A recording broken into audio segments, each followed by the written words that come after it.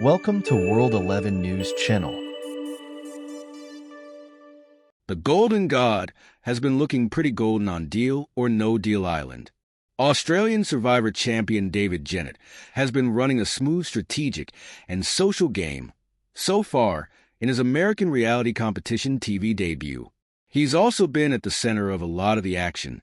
We've seen him be the object of one player's affection in the form of Sidney Peck. We've seen him exchange words with Big Brother legend Dr. Will Kirby. And we've seen him form his own TV family with spouse Parvati Shallow, son Dixon Wong, and recently eliminated daughter Maria Grace Cook. But how does his real family feel about his new TV one? Which newbie players have impressed him the most? What does he make of the big CK cheating scandal? And how much more Dr. Will can he stand in the game?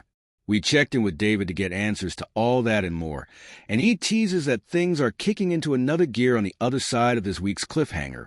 What was it like learning from Maria Grace how Survivor works? Did you pick up any good tips there? David Genat.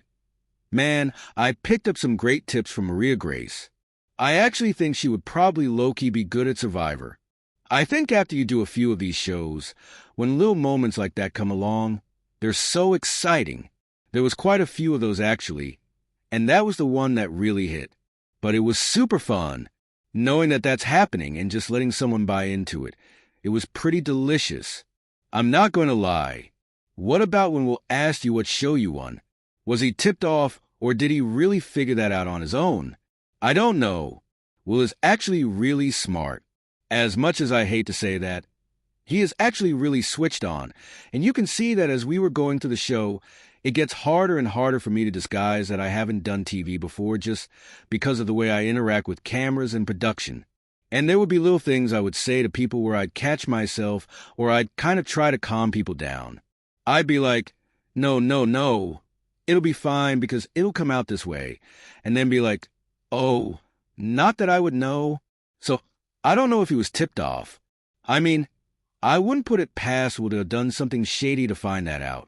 But I definitely clenched my butt cheeks when he said that. Fortunately for me, there was no one else around when he said it. He did that to Parv, and I kind of got lucky that no one else was around when he said it. The gears were turning. He knew he might have been onto something, but also I covered it pretty well. You called him out when he was facing the banker, and he seemed to really get under your skin. What was it like at this point in the game for you dealing with all the antics? You see Will on screen, and he is big, but in person, it's so much more intense, and it really just sucks you into this vortex of what he's doing and going crazy. So that tension, it's just a culmination of these days of build-up, where he's just constantly going and going and going and going. So the frustration really builds. I mean, that's what he does, and how he's able to maintain that constant pace is crazy. So eventually, it does kind of spill out, but it's also a tactic for me to want to amplify his buffoonery, because I'm weaponizing it against him. I'm trying to make a mountain out of a molehill. So my strategy a lot of the time with games is the smallest thing happens, and I'm like, how could you do that? How did this happen? And I just try to mobilize the other people to be like, yeah, that's crazy he did that. So a lot of that stuff you see with me being frustrated or upset with Will is really just trying to pull the other cast into not liking him and weaponizing his own moves against him in that way. Take me through what you saw when CK put her hand in that box to pick out a coin with a player's name on it. When I'm doing challenges, I just kind of don't really care about the result. I go as hard as I can. I want to win. But at the end of the day, it shakes out how it shakes out. I think fate has this weird way of sorting it out.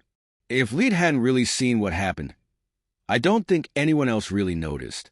It was Leet that Kine really saw and called her out, and Leet was torn about whether to make a big deal out of it. But then once it had been mentioned, it just became a huge deal. And then watching it back, she looked so guilty. Have you ever seen anyone look so guilty in your life? And to her credit, it wasn't one of those things where she was like, no, I didn't. She was really like, sorry. Which, for me, was really surprising. I feel like if I had cheated on that, I would have just been like, oh no. But CK was like, yeah, I cheated, but it really unraveled that whole alliance, which was amazing for us. Poor CK. She really did feel so bad about it because I don't think she's a cheat in real life. But then, I don't know. Obviously, you, Parvati, and Doctor will bring a savviness from having played before. Who among the newbies had impressed you the most at this point in terms of strategy and social game? I mean, honestly, CK was impressive to me strategy-wise. I think one of the things that people have when they're playing for the first time, they're a little bit scared to do something. Kind of like, oh, is this ripple going to have a huge tidal wave effect for me? But CK, to her credit, was really out doing stuff. And you've already seen she's going in there and being like, hey, you should split these cases. Or, hey, you should do that. Parv says she's a bit of a hot mess, which she was. But that takes a lot of courage to be able to make those moves, especially kind of publicly. Who I was most impressed with socially was Lachelle. It's so hard to put that on screen. But Lachelle's social game was impeccable. People loved Lachelle. And that's why I was actually really scared of her.